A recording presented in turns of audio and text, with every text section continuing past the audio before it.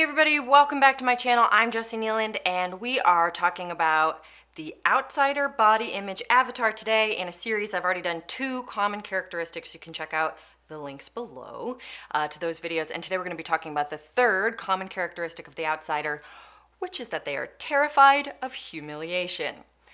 Now, this is kind of hard to nail down as a definition because humiliation can mean a lot of different things to a lot of different people.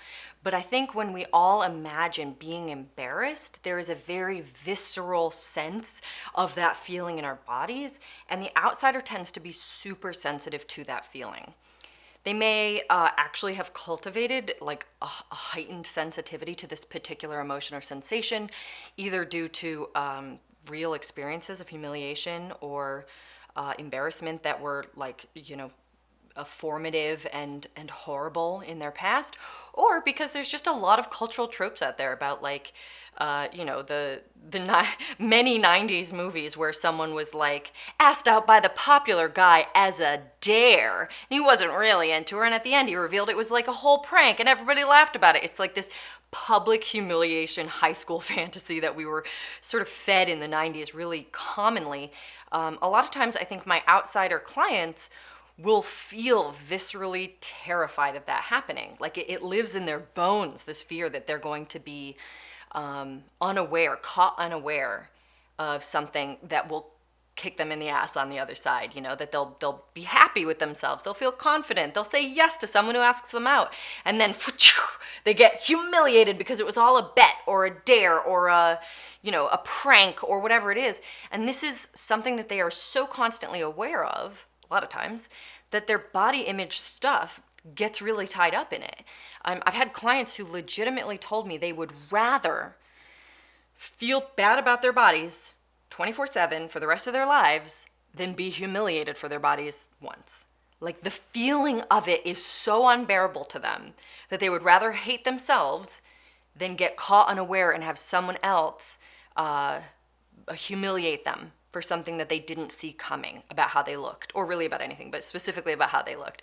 So for example, if somebody goes to like a reunion or a family event or somewhere where they feel like people might be criticizing them or judging them or talking about them behind their back, then there is this sort of adaptive subconscious strategy to just notice everything that anybody could be criticizing about you and say it to yourself first. It's a way of sort of staving off the caught unaware feeling. So nobody can truly humiliate you if you didn't play into their prank, right? Or you didn't actually believe you were okay. Like the she's all that girl or whatever, she couldn't have been properly humiliated if she never believed that the guy really liked her in the first place.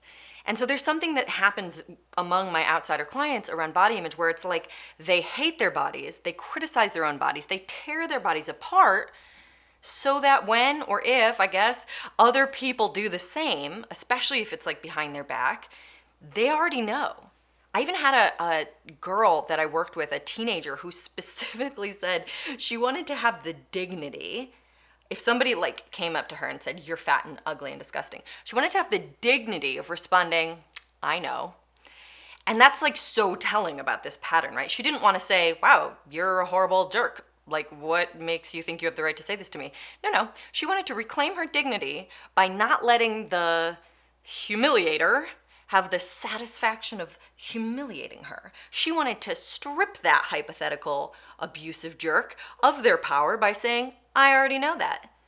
So if somebody's like, "You're too gross for me," she could be like, "You don't think I knew that?" Like it's this interesting way of reclaiming power and allowing self-abuse to kind of like stand as a shield of protection from other people's abuse, if that makes sense. It is a way of saying, at least I saw it coming, so I wasn't able to be totally humiliated. Yes, I hate myself, and yes, my life is miserable because I'm constantly criticizing my body, but at least nobody can ever say that I thought I looked good and that I was like caught unaware by the fact that I was wrong. So it's interesting to think about the fact that humiliation and humility have like obviously this core root etymologically, but they have such different meanings. So humiliation is about being taken down off a pedestal, so like people who are arrogant, it's easy for them, well, not necessarily easy for them to be humiliated, but it's easy to see how they could be humiliated. Someone with a lot of confidence and power, if they're caught in a compromising situation or whatever, they have a far way to fall, right? Humility is about being low to the ground. It's about not having outsized expectations or an overly positive view of yourself. So there is no arrogance in humility. So you really don't have anywhere to fall. If you're just on the ground and then you're taken down a peg, like you're still on the ground, So that's often what the outsider is trying to do with regard to body image. They are trying to make sure they don't have a long way to fall.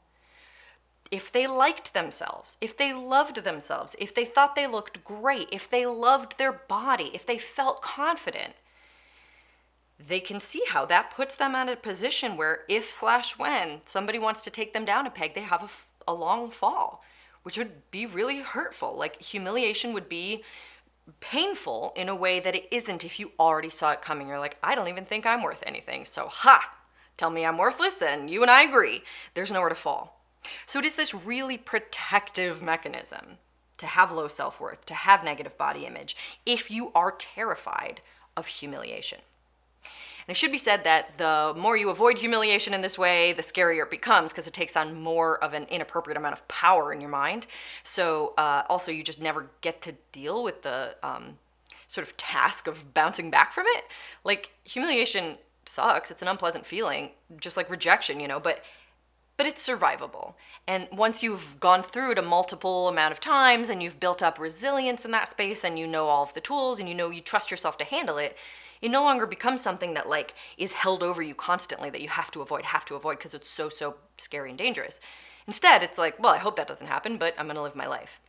So the outsider never gets to that point because they are so committed to avoiding it that they never get to build up that resilience and trust themselves to handle it in the future. So this is what happens to a lot of outsiders. If you resonate with this, you might be an outsider. If you want to learn more about the body image avatars, I will include a link in the bio to my avatar guide so that you can learn more about the different paths to healing for each of the avatars. And that's it. I'll be back next week with another common characteristic for the outsider, so stay tuned for that, and I'll see you then.